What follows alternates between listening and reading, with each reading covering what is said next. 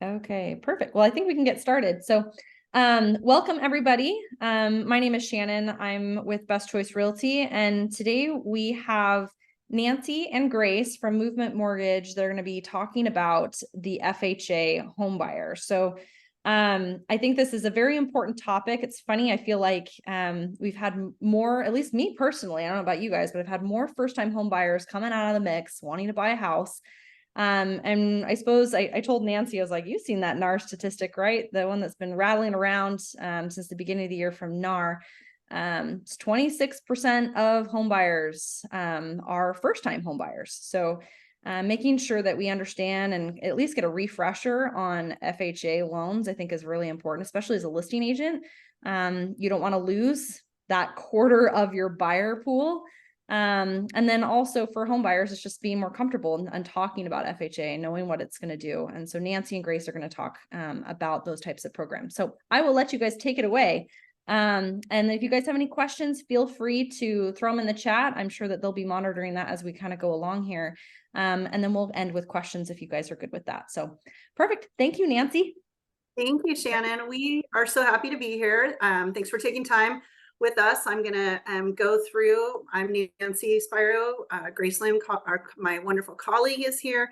And yes, like Shannon said, put your questions in the chat. We want this to be interactive. I don't want to just talk at you. We want to share information with you, provide value. That's what we're here for. So we're going to go through some basics, types of FHA loans, some of the particulars of those loans.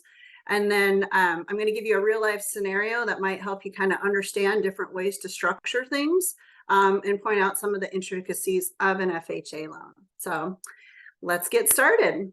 And Grace, if you see any questions you want to just pop up, interrupt me, we're good to go. And everybody also just, feel free to jump in. So what types of FHA loans are available? There's a regular traditional mortgage. It's also known as a 203B. And this is where your standard home buyer, and I'm going to clarify, FHA isn't first-time home buyer. It stands for the Federal Housing Administration. However, a lot of first-time home buyers do use this program, although you do not have to be a first-time home buyer to use it. So good to know. And just to clarify, because a lot of first-time home buyers think they have to do an FHA loan, which is not the case. Well, there's some definite benefits to it that we'll cover today. So we're going to dig into the traditional mortgage. FHA also offers a renovation program. We're not going to dig into that one. That's its own animal. That will be covered in a separate learning session. But it's good to know, and it also can help you if maybe you have to switch around your loan if you're doing an FHA loan due to possibly an appraisal issue. So we'll just touch on that a little bit. And encompassing within that is also the energy efficient mortgage. So it can help bring your house up to be efficient where some of those older houses might not be. FHA also offers a reverse mortgage. Movement Mortgage has an entire reverse department that works with those certain homeowners, very specific. So I'll give you some of the outline of that. But again, that's another complete product. But just so you can see, there's different types of FHA loans that are available. And of course, we love our FHA Streamline refinances, which hopefully we'll be doing a ton of those next year when rates come way, way down, which allow you to take your FHA loan that you currently have and do exactly that, streamline it into a lower rate to save you money. So let's dive in. We're going to spend a good amount of time talking about the 203B. So this is your standard FHA mortgage. It allows for 3.5% down payment, so small down payment. And what's nice about this is 100% of that down payment can be a gift. And I put in there that the gift sources are lenient, so it doesn't necessarily have to come directly from mom or dad, grandma, grandpa, aunties, uncles, even close family friends and relatives, cousins. As long as we can document the relationship, they can gift and help. Like we said, a quarter of the market out there, those first-time home buyers may be needing a little bit of help with their down payment and closing costs. Now, FHA is typically, it's got looser credit requirements. So it's not going to be You know, if you're looking at a conventional loan, you want to have those real high credit scores, and you're looking at, you know, really tight debt to income ratios where they're lower, you know, 43%, 45% max. Where FHA will, you can get a borrower with a 580 credit score that perhaps has had some credit challenges approved. It also allows for higher debt to income ratios. So it's important to note that when you're doing an FHA loan, even if you're the only borrower on the loan, but you're married, you do need to include the spouse's debt. And so it's really important that we're looking at the overall picture on how to structure these loans. And that's what Grace and I are here for. For qualifying, you can pay off debt to qualify for an FHA loan. That's different than a conventional loan where you pay it down within 10 payments. So again, we need to look at your overall credit profile and see what's the right loan for you and how we structure that. Permanent and non-permanent residents are allowed. There's definite specific documentation requirements for that, but that can be helpful. And like I said, looser credit requirements. You only have to be 2 years out of a Chapter 7 bankruptcy, or 1 year if you had a Chapter 13. And although we're not seeing a ton of short sales and foreclosures, only 3 years from that event, and you can actually be ready to be back in the home buying market. So FHA allows for 4 borrowers max on the application, but that can include non-occupant co-borrowers. What's a non-occupant co-borrower? Again, first-time home buyer. Susie and Bob just got married. They just started their job at Boeing. You know, they're working there, but they don't quite have enough income to qualify for the house. Well, mom and dad can co-sign for them, with them. They'll all be borrowers on the loan, but mom and dad are non-occupant co-borrowers. They do not need to live in the house. So one of the things, right, as a listing agent, you're going to get 2 offers. You see a conventional and you see an FHA. What's your concern? Anybody? Put it in the chat. If you're just looking at the 2. Well, I think we would probably say, well, we're worried about the appraisal because FHA appraisers, you know, those appraisals are really, really tough. I wanted to give you a little tip or trick here, if you have a buyer as well, that, you know, if you're looking in the seller's agent's like, no, it's an FHA loan, we're worried about that. Well, your buyer can actually waive any inspection or repair requirements that the appraiser notes in the report, and they can actually fix them themselves and agree to fix them prior to. I mean, you want to structure this, you know, in your way, make sure it excludes structural repairs, and usually put a cap on that, but it can help you be on that same playing field as that conventional loan. So do we have any questions right off the bat? No. Okay. Well, the next program here is our 203K. So again, everybody wants to know about rehabilitation loans, energy efficient loans, and we will dig way deep into this at another session. But what's good to know about this is, say you know, working with your client, you did the appraisal, appraiser calls for the roof to be repaired. And seller's like, nope, we're not going to do it. Buyer says, nope, we really want to do it.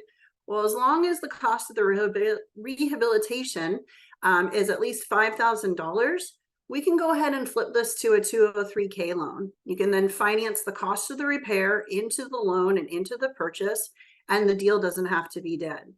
FHA, the 203Ks allow for 3.5% down. Still, again, 100% can be from a gift. The money is held in the escrow account until the repairs are done. A HUD inspector is involved. There's a lot of details to this. And so, like I said, I know everybody wants to know about it. We also have conventional rehabilitation products as well. And so we will be covering this at a later time. And I just noted some of the renovations. Can't talk. You know, you can replace everything or you can replace a few things. But again, this might be an option to save your deal. Or if you're, you know, you're the listing agent and that's called for, you can now, because you know about it, suggest it and have the person buying the house consider that for their loan. And the reverse mortgage. So again, this is a very specific product for a very specific borrower. They must be 62 years or older. And if there's two borrowers, you got to take the spring chicken and take the youngest borrower on there. And it allows the equity in the home to be transferred into a line of credit for the borrower. Your financial planners will like this loan for certain reasons, and I'll defer to them and to our renovation department. But there's a lot of consumer counseling that needs to go on. And again, this is for a very, very specific borrower who is 62 years of age or older. So I thought I'd point out a couple things here that are really specific to FHA. So FHA allows for looser credit requirements, as we just talked about. It allows for a lower down payment, allows for maybe some credit hiccups there.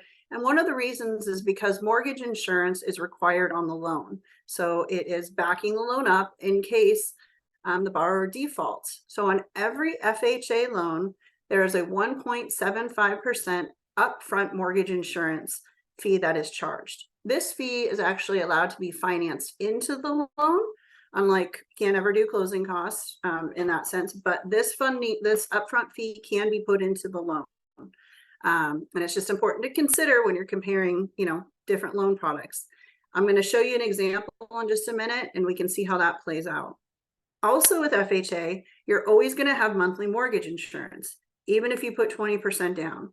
Now the monthly premiums on that do change based upon how much you're putting down, but it's important to note that it is on for the life of the loan or until the client refinances.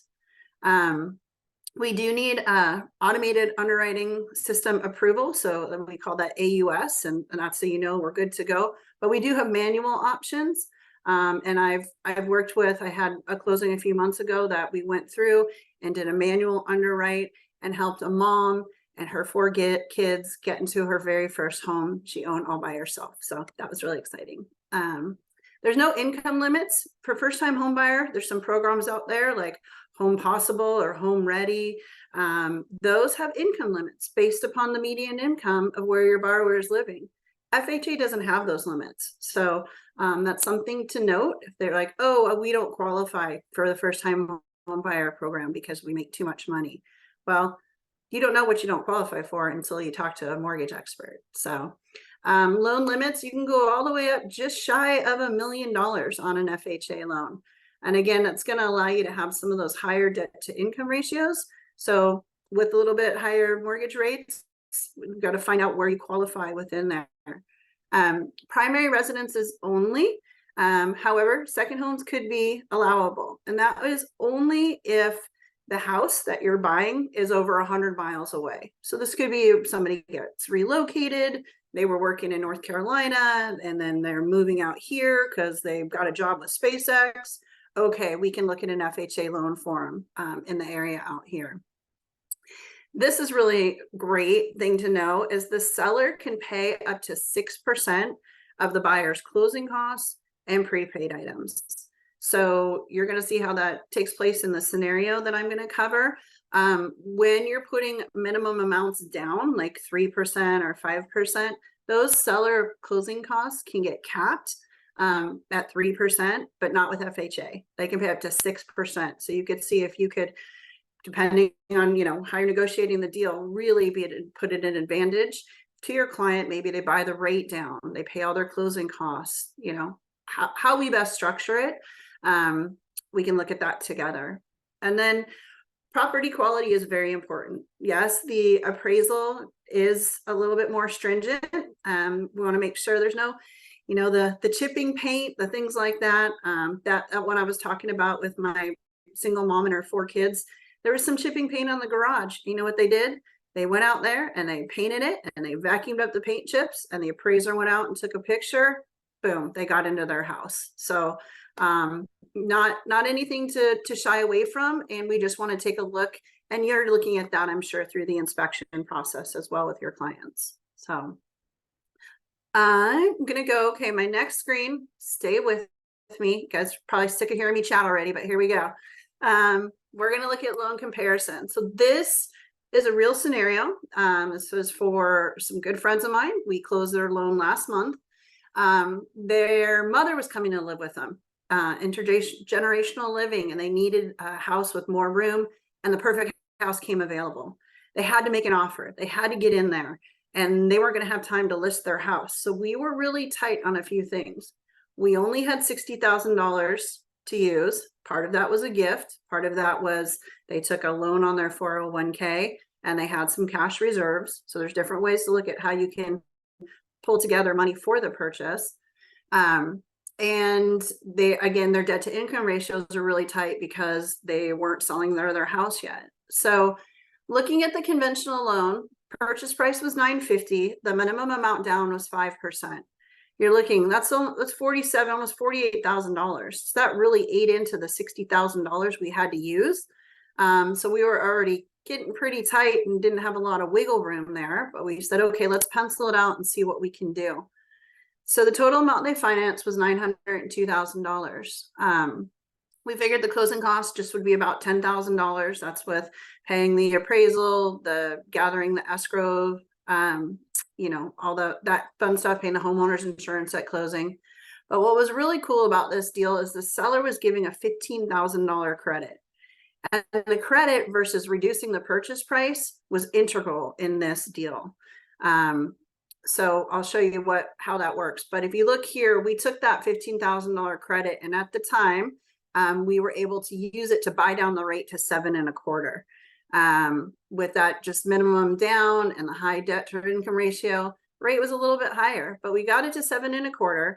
So you can see that made their principal and interest payment $61.56. Got property taxes, homeowners insurance, and you can see the mortgage insurance on that is quite a bit. So we're looking at a payment of, whoopsie, my bad. I clicked it. Okay.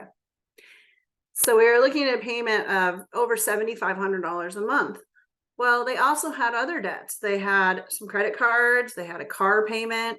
And so looking at their total monthly outgo, it was almost $9,000. The income we had to work with was about $15,000. So for a conventional loan, 59% debt to income does not work.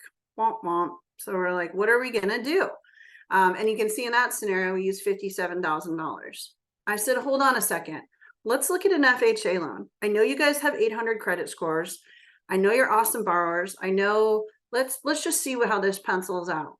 So this is where we flipped it over. Same purchase price, $950,000, but instead of 5% down, we put 3.5% down. That was able to allow them to keep about $15,000 extra in their pocketbook to use maybe in a different way to help us qualify. So stick with me. You can see they're financing $932,000. You're like, well, Nancy, if they pay, it was $950 minus 3.5%, isn't that closer to like almost $917? Yes, but there's also the upfront mortgage insurance fee. So that was financed in there. So that's why you see that number. So we were able to use the seller credit. Look what we got their rate down to. FHA rates typically are a bit lower than conventional rates, especially when you have a lower down payment. So definitely important to look. Interest rates change every day. These are different today, but this is how it went in this scenario. So with even borrowing more, but having a lower interest rate, their principal and interest payment was less. Taxes and insurance are the same. But look at with the FHA loan, their mortgage insurance was less. So already their total payment, even though they're borrowing more, was less than it was with the conventional loan. So we took their other debts, and because we didn't hit that extra 1.5% down in the down payment, we paid off their car, and that saved them over $500 a month. So between the two scenarios, you can see if we went with the conventional loan, if they qualified, it would be almost $9,000. But because the way we structured it, because we paid off the car, their total outgo is only $8,000. And because the higher debt ratio is allowed with FHA, they qualified for this home purchase. And you can see they actually even use about $2,000 less for the whole entire transaction. So this is where, you know, typically you'd be like, these borrowers are great, you know, they should be a conventional loan. Well, right now, if you look at it and the way it's structured, the FHA loan just made so much more sense for them. So we can answer questions about that. Again, we want to bring to your, you know, if you got a loan going sideways, let us know. Let's see, maybe we flip it to FHA. Maybe we, structure it as a conventional. Maybe it needs to become a 203K. That's where we can see how we can jump in, because we want to save your deals, whether it's on the buyer side or the listing side. We want to be there and help you with that. So, all right, that's really big, isn't it? When to think of us all the time. So, all right, I'm going to stop sharing my screen. And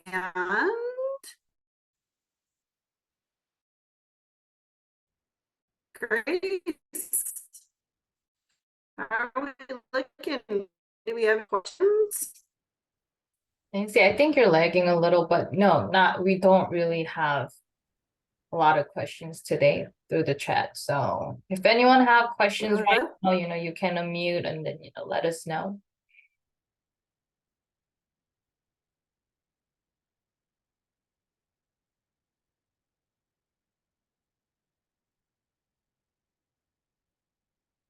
Is everybody there? Yep, I see Candace. Hello, this is Tracy Jia. Hello, Hi, Tracy. can you hear me? Yes. Hi. Is a FHA loan only for the first time home buyer? No, it is not. FHA loan can be used by any home buyer. Does not have to be a first-time home buyer. Okay. So, okay, based on the comparison, there is some advantage for the buyer to use FHA loan instead of conventional. In that scenario, 100%. Yeah, we were able to, as it shows, pay off some of their debt, have a lower rate, and it was able to get them into the loan where they would have probably needed an additional $50,000 to go to the conventional route to get their debt to income ratio that much lower. So. Okay. Is there other like a scenario, good for the, buyer to choose FHA loan other than that one? I mean, it just depends on the situation, right? Perhaps, Okay. I mean, if you're looking at, maybe they've got a, 600 score. If you were to look at a conventional purchase, with a minimum amount down and a 600 score, versus an FHA loan, your rate's going to be much, much lower with an FHA loan. And so it's going to help them qualify. So any kind of credit aversions, things like that, we would normally steer and look to FHA. Okay, got you. Thank you. So it's good to let the buyer go directly to you and you can answer, the questions for them. Thank you. Yeah, of course. So I don't know if I missed this first part in reference to the 203B. I'm familiar with 203K, but 203B, what sets that apart? What does the B constitute for? I don't know exactly the B, if it's just basic. It's just a Maybe. standard FHA loan. I guess Correct. I'm not used to seeing the B. So yeah, it's just a standard FHA loan. Okay. Yeah. Okay. Yeah, when we say FHA purchase, and it's not renovation, then it is normally 203B. That's what we Got it. use for Okay. the program.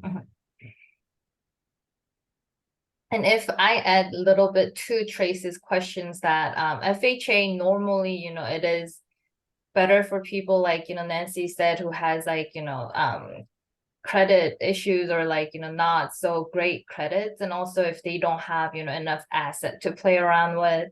And a lot of times the down payment assistance programs are based off on the FHA program. And another part that I know Nancy talked about, upfront mortgage insurance, that's a lot of people don't know about. However, if you get the FHA loan with the upfront mortgage insurance, but if you can refinance that out, like, rather quickly than hold it for a few years, sometimes when you refinance it out, you do get portion of the upfront, MI that you paid upfront will refund it back to you. So, I mean, there's a lot of things going on behind the scenes. But again, it's all depending on the situations. And also FHA loan, you can only have one at a time. So if you already have an FHA, you cannot use it. It's not because you're not a first-time home buyer, it's because you already have an FHA. So that's the distinctive difference between those two. Got it. And I also heard somewhere too, with the mortgage insurance, that closing costs or loan amounts that can be covered to pay that down as well as kind of like part of the prepaids. The upfront mortgage insurance can be covered by closing costs, but it's all or nothing. You can't pay a portion of it. So Okay. Yeah. So it has to be enough that it's all covered. Got it. Yeah. Okay.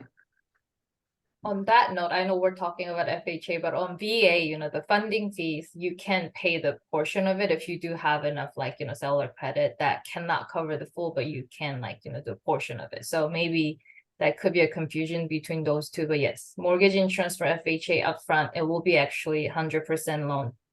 I mean, we can roll that into the loan. And most of the cases we do that. Okay. And then up to 6% from the seller is generally speaking allowed, but that might depend on how much their down payment is. Is that what I heard? Kind of like it might be limited based on their down payment amount, because no matter what, they have to still have their down payment. I had a situation where I was representing a seller, and we offered up a large amount of closing costs. And then towards the end, they had to figure out what to do with it because they couldn't use it all. It was kind of frustrating on my end, representing the seller. Why would that be? With conventional loans, there's caps on the amount of seller credits. And I know but with FHA, it can always be 6% regardless of your down payment. So with a conventional loan, and Grace, you're going to probably know the statistics better than me. Like you have to if you put less than 10% down, I think it's capped at 3% for seller credit. Got it. Okay. And that's the worst thing, right? As a seller's agent or a buyer's agent, if you don't use it, you lose it. And, the worst thing is at the end, like you conceded, you got this deal for your sellers, and now they're scrambling buying home warranties, right? Like home warranties, extra money going to the buyer's agent. It was just it was very, very frustrating. So yeah. And that's what you want to, if it's a conventional loan and you see that on your pre-approval, and then you're looking at what kind of seller credit, you want to look at what their down payment is. If it's a conventional loan, you're not going to want to go above 3% for a credit with that. Right. Okay. Yeah, for sure. What you got? Okay, just want to follow up with the question, 6%. The 6% can be used on the closing cost, and what else can the buyer use? Closing costs only can be like 1% or something, but how can the the buyer allocate the 5%? The rest of 5%. So you could buy the rate down. It can go towards your prepaid items. It can pay for your upfront homeowners insurance, for your escrow account. So, you can figure out a way if the buyer is willing to do that. Again, giving a closing cost credit and utilizing funds to buy the rate down versus lowering the purchase price could benefit your buyer greatly. So we need to just see, how we can use that. I mean, that's a lot. 6% is a lot on our purchases. Yeah, definitely. Yeah, so that's the question to me. I was thinking maybe, I would reduce the price or something if, the money cannot be used, used up. Yeah, again, you want to make sure that they can use it all. And that's where if it's, it's really who your mortgage person is using, to make sure to structure it the right way, because you don't want to leave that money on the table, as we were just talking about. That's the worst. So. Okay, got you. Thank you. So Nancy, we do have a couple questions in the chat. All right, go for it. I asked, in reference to a buyer paying for appraisal conditions, what would be the proper way to state that in purchase offer as far as verbiage? Ooh, I'm not allowed to give purchase and sale advice. That's beyond my scope. That was just a tidbit that somebody gave to me. So I would defer to the experts on how you would want to state that, I guess. And that would be over to Rochelle, Shannon, and Candace.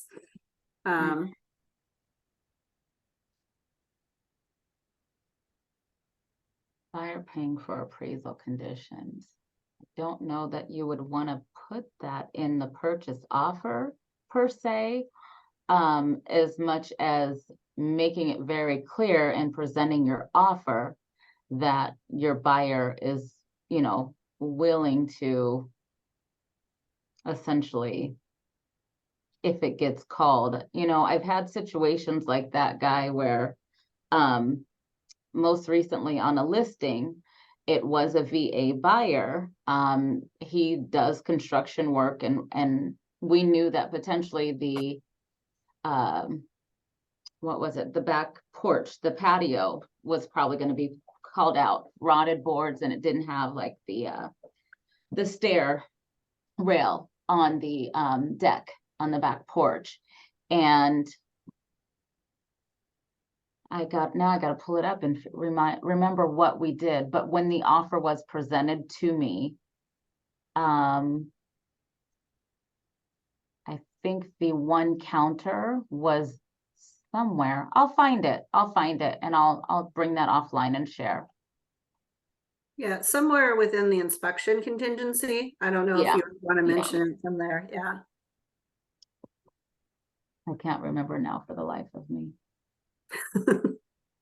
Nancy, Jenny had a question. Does the mortgage insurance stay with the loan till it's paid off? Yes, it does. The mortgage insurance, no matter, you know, if you pay your loan down, you cannot petition to get the mortgage insurance off. The only way to get it off of an FHA loan is through a refinance. So that's different than a conventional loan, where the conventional loan, as you know, make your payments and after a certain amount of time, it will come off. Different with an FHA loan. I think there was actually, so I mean, FHA loan, it's easier to think of it that way because it will stay really long. But I think if you put down more than 5%, then I think it only stays up until 11th year if you don't refinance within that time frame, is what, you know, my knowledge. But yes, I mean, more than likely, whoever buy right now, I'm sure they will refinance, you know, prior to that. So and there's another question, Aria. Is FHA geared to low income or is it more for bad credit? It's an interesting way to put it.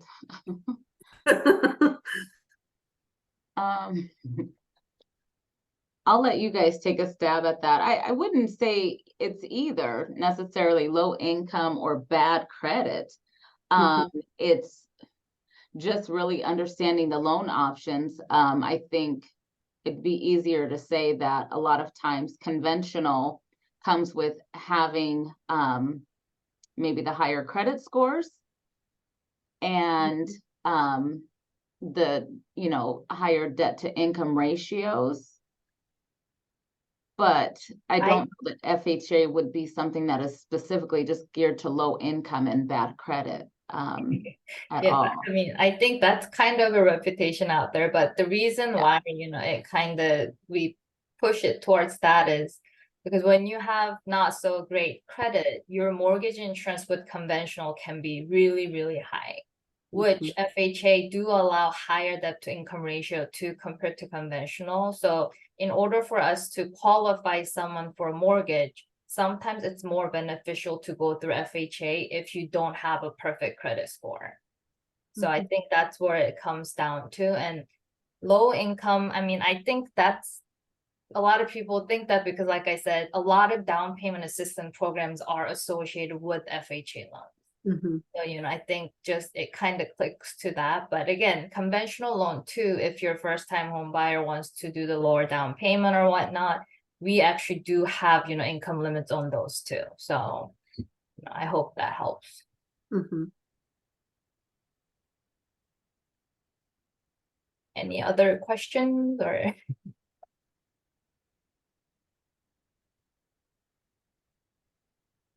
No, I was looking at the chat. Nope.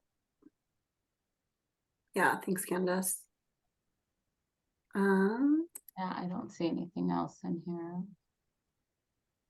So did anybody want to put in the chat? We'll do a little waterfall thing. What's one thing that you learned today that you didn't know about FHA? Let's see if anybody says. The B on 203B has just basically been silent FHA loan. I never. Yeah. I'm like, okay. So Yeah. Well, we are here, and again, just to show there's different products out there. There's different, and each loan and each borrower is different, right? So, just as your clients, your clients aren't the same. They all have different wants and needs, and so it's important as we go through just the pre-approval process, looking at everything that's available for our clients, whether it's a conventional loan, whether it's an FHA loan, VA, USDA, what be it. So we are here to answer your questions. And I guess I'd love to know, what would you love to learn about next? You guys want to pop that in the chat? Because we want to be here to provide you value. So you tell us how we can help.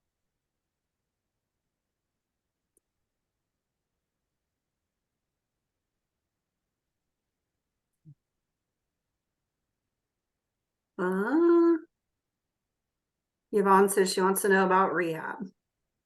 Okay. Yep.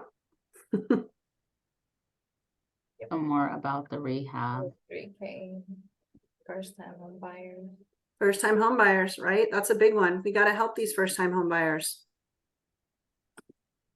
I had some questions too about ITIN loans. Do you guys have any information about those loans and supporting those type of loans? Yeah. Yep. Like assumable mortgages, ITIN loans. Somebody else was just typing that. Somebody Yes, also said more programs for first-time home buyers. Vince is writing it down too. But yes, we do have ITIN loans. We do have first-time home buyer programs, and also the down payment assistance, which support first-time home buyers, and some are not. So we do have those too. We do have the buy down options, permanent or temporary, or we actually even have that for jumbo program. Yes, rehab and 203K.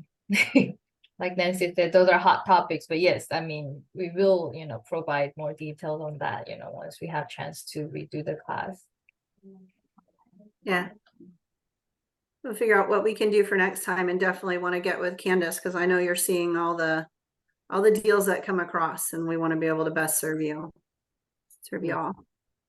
I think that there's just been such an abrupt challenge, and for me it's like trying to get around making deals happen. I feel like as agents, both listing and buyers agents, that we're going to have to really do some matchmaking, like put deals together.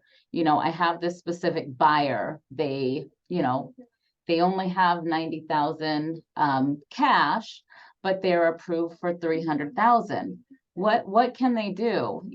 And is there somebody that has a property that needs to sell that they might be able to do the 203K rehab loan? It's like, it just feels like we're going to have to stretch a little bit further to make matches for our buyers and our sellers with properties out there. And then just the noise that interest rates are hard to, I mean, overcoming the interest rates, right? So interest rate being 7.25%, that making, you know, the purchase price of a house and buying it maybe anywhere on the upwards of $1,000 to, I've seen $1,800 more per month than what it would have been last year or 2 years ago when I was trying and was outbeat by the market, right? I think that a lot of buyers are so interest rate driven, and that interest rate just really dives in. But when, you know, you think about, or when I even think about when I bought my house, one of my properties I bought like 22 years ago, it was 7.25%. And there was, I mean, I think it was probably more than that. I know it was under 8%, but I also had a second mortgage on that. Like it was like a 80-20, and that second mortgage was a little bit higher interest rate. It's a small portion of it. But, you know, over the last 21 years, that house, I borrowed from it. I did, you know, different things. When I used to get an income tax return, I made an extra payment on that once a year. And so that I cut down that time frame. So when I'm looking at a 7% interest rate of what I started on a 30-year mortgage, 80-20 loan, whatever that looked like, it's paid off in full in 22 years, right? And what is my interest rate now after I've borrowed from that house? I continue to borrow from it and paid it off sooner. What does that look like? And so I think too, just having conversations with buyers and just kind of getting out of the noise of waiting for interest rates to drop, because what if they don't? And how are we as agents going to represent our buyers, our sellers for that matter as well? How can we kind of change that conversation and get them to understand there's different items that can be done if you can afford it, right? So if it's affordable, what can you do to kind of just overcome the thought process that 7.25% is just too much for me to buy a house? I think one of the things we look at too is, and it's being shown in all the reports, is that property values are not declining. So if you are waiting the house that you would have bought, you know, today, and you think, oh, I'm going to wait a year till when rates drop, one, the value of that home is going to go up, so you're going to be paying more, so it's going to cost you more for a down payment. And two, if rates do drop a little bit, the market's going to be flooded with all these buyers who are like, we were waiting, and the moment we see a little bit of a drop, you're going to be back into that, oh, we can't afford it because there's, you know, 25 offers on the house. Right. Yeah. So just helping them understand the overall outlook, like this is an asset. When you make that payment of 7.25%, whatever your payment is, you're putting it into your home savings account, right? Like you said, that's your equity you're building that you can borrow against for college, for trips, for, you know, maybe buying a new property, but you're paying yourself. So Exactly. yeah. Exactly. Yeah.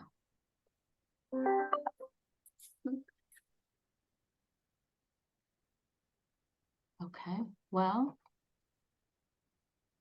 anybody else have anything, any other questions, opportunities? So ITIN, I'm seeing that a couple of times, and let's see here, assumable mortgages, and then the 203K rehab. Okay, fun stuff. Well, we really appreciate your time. I love that, you know, you guys are all here, and we're just thankful to be able to provide you with, again, value, knowledge. And if you have any questions, anytime, feel free to reach out to either of us. We would love to help you. Awesome. Thank you. Thanks, everybody. Thanks so much. Take care. Thank you.